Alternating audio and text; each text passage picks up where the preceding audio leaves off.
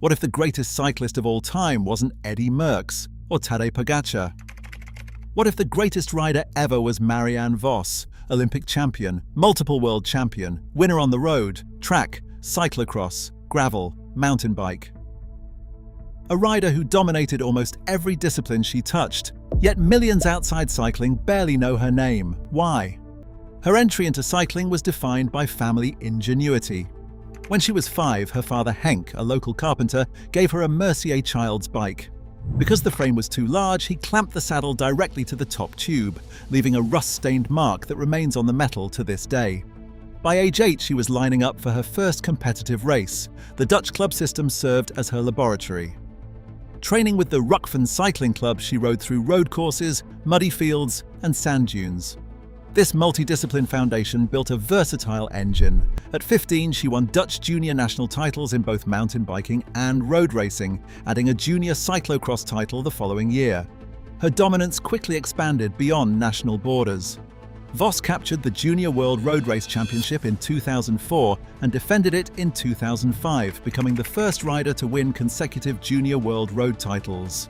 The definitive transition to the senior ranks occurred on September 23, 2006 in Salzburg, Austria. At just 19, competing in her first Elite Road World Championship, she went head-to-head in a high-speed sprint against pre-race favourite Nicole Cook. Vos surged across the line to claim the rainbow jersey, becoming the youngest Dutch woman to win the Elite Road title and proving that a new era had arrived. As Vos's dominance grew throughout the late 2000s and 20s, her presence forced the sport to confront its own structural limitations. For decades, female cyclists faced precarious contracts, minimal media coverage, and virtually no financial security. Vos became the central figure of a rider-led movement demanding a viable professional platform. Her stature gave the collective push an undeniable weight that governing bodies and race organizers could no longer ignore. In 2014, Vos joined riders Catherine Bertine, Emma Pooley, and Chrissy Wellington to lobby the Amaury Sport organization. Their petition led directly to the creation of La Course by Le Tour de France, a one-day race held on the Champs-Élysées. This served as a proof of concept, showing broadcasters and sponsors that a massive audience for women's racing existed. That visibility accelerated regulatory reform. Sustained pressure from the peloton led the UCI to introduce a mandatory minimum salary of €15,000 for women's world teams in 2020, establishing a baseline of professional stability. Standardized contracts soon followed, providing the security necessary to keep elite talent in the sport. The momentum culminated in 2022 with the launch of the multi-day Tour de France Femmes avec Zwift. The race drew a peak audience of over 2 million French viewers on free-to-air television, securing its place as the richest event on the women's calendar with a €250,000 prize pool. While these reforms were the collective work of the peloton, Vos's profile acted as the primary driver. Today's riders compete under vastly improved conditions, inheriting a professional reality that had to evolve to match her standard. While the modern era of cycling demands hyper-specialization, Marianne Vos dismantled the idea that a rider must choose a single path. Most champions build their entire lives around mastering one specific domain, either the smooth asphalt of the road, the brutal mud of cyclocross, or the banked wooden boards of the track. Vos conquered all of them. Her career became a masterclass in adaptation. In 2008, she secured Olympic gold on the track in the points race. 4 years later, she stood atop the Olympic podium again, this time winning the road race on the rain-slicked streets of London. During the winters, when other road racers rested, she jumped into the mud, dominating cyclocross campaigns year after year. Her teenage foundation in mountain biking gave her elite off-road bike handling skills that she later exported to gravel, winning a world title late in her career. What makes this multidiscipline mastery legendary is not just physical power, but tactical intelligence. To jump from the explosive, hyper-focused demands of the velodrome to the chaotic, anaerobic red line of an hour-long cyclocross race requires an entirely different athletic blueprint. Vos succeeded because she understood the physics of the pack. She possessed an uncanny sense of timing, an innate knowledge of when to conserve energy in the wheels, and the patience to wait for the exact moment her rivals began to fade. In the modern peloton, riders like Mathieu van der Poel, Wout van Aert, and Tom Pidcock are celebrated for crossing over between road and mud. Pauline Ferrand-Prévot has collected world titles across multiple terrains, while Tadej Pogačar redefines what is possible in road racing. Yet Vos set the blueprint for this entire generation of all-rounders. She proved that versatility was not a distraction from greatness, but the very definition of it.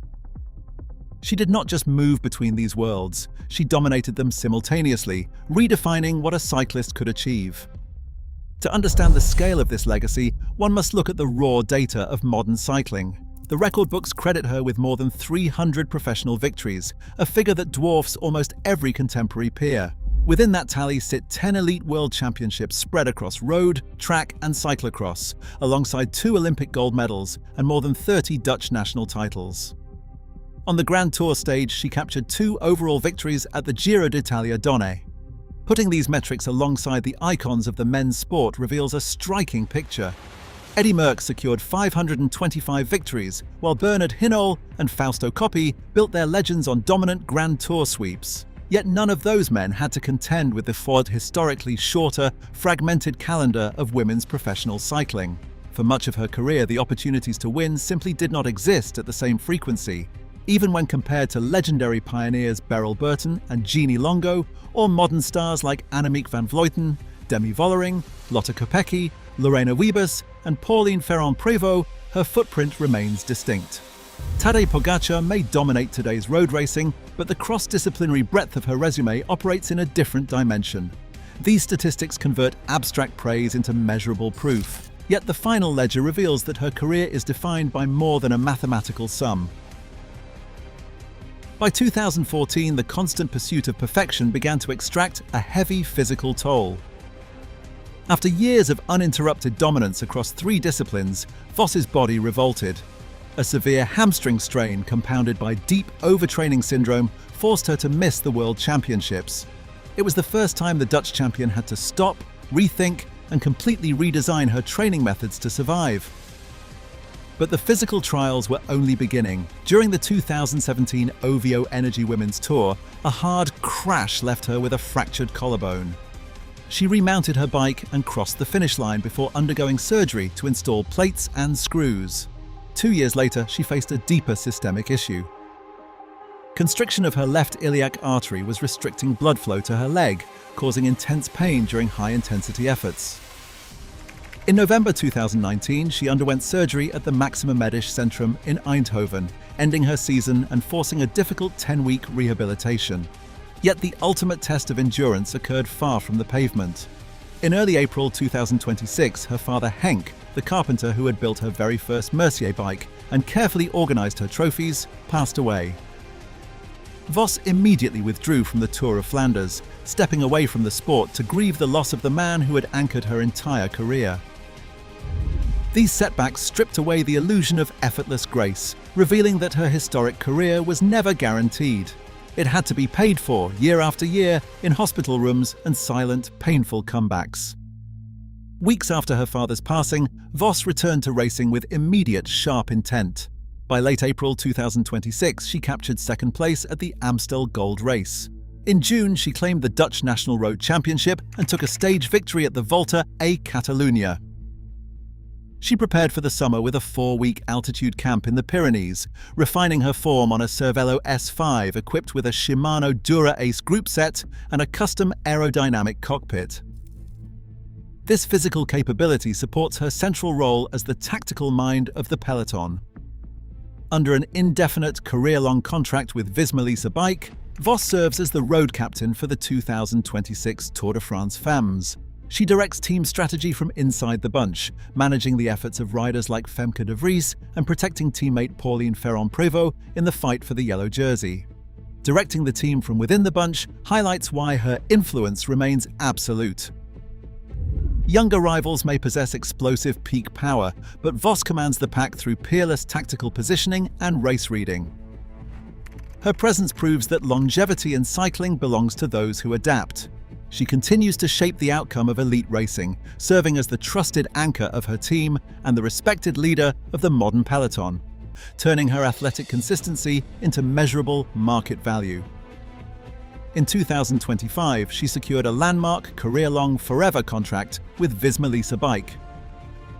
This indefinite agreement provides commercial stability, allowing the team to secure long-term backing from partners like Cervelo and Mistral AI, even after losing major budget sponsors. While elite men's stars like Tadej Pogačar command up to €8 million annually, top-tier women's contracts are estimated between €1.5 million and €2 million. Market analyses estimate Vos's personal earnings, combining base salary, sponsorships and performance bonuses, at €450,000 to €700,000 per season. Direct race winnings remain a fraction of this value. A Tour de France Femmes stage victory pays €11,000, and Vos earned just over €38,000 during her dominant 2024 Spring Classics campaign. Yet her enduring marketability proves that a superstar's true value lies in anchoring the economic future of an entire organization, rather than fleeting prize checks. At 1.68 meters tall and 58 kilograms, Vos possesses a physical blueprint designed for multi-surface efficiency. Her sustained power profile allows her to absorb the violent anaerobic surges of cyclocross, while retaining the aerobic capacity needed for long road classics. Team data points to an estimated functional threshold power of 5.2 watts per kilogram, alongside an estimated VO2 max of 65 milliliters per kilogram per minute.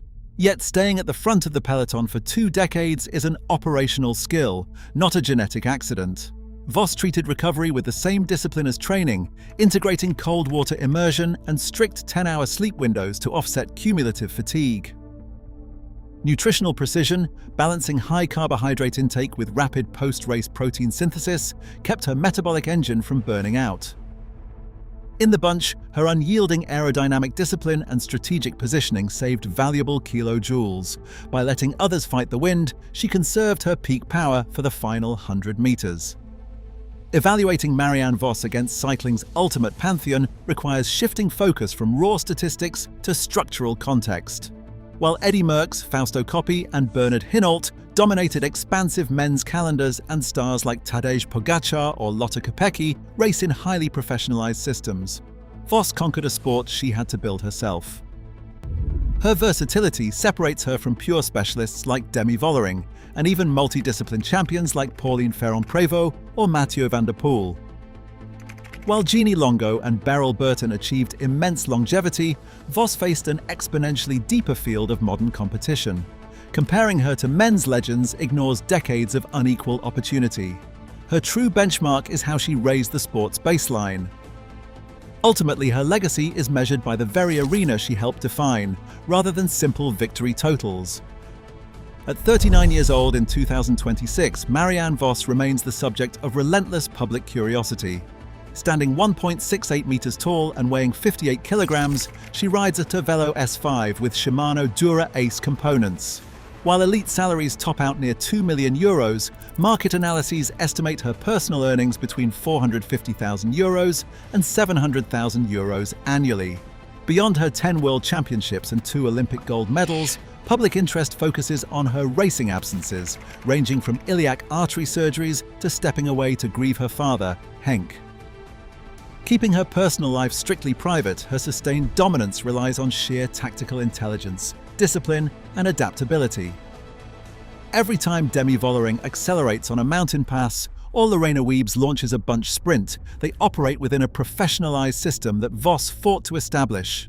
When Lotte Kopecky dominates across road and track, she chases a standard of multidiscipline versatility that once seemed impossible. The Tour de France Femmes stands as the ultimate monument to this collective evolution. Yet as a new generation pushes the boundaries of speed and endurance, the question remains whether any future champion can ever replicate both her athletic dominance and her structural impact. Her legacy remains the road they ride on. Today, the peloton rides on roads Marianne Vos helped pave. Her true legacy isn't measured by her hundreds of victories, but by the professionalized, elevated sport we see today. As a new generation of riders pushes the limits, they compete in a world she rebuilt. Ultimately, greatness isn't just about winning, it's about leaving the sport forever changed. Join the conversation in the comments below.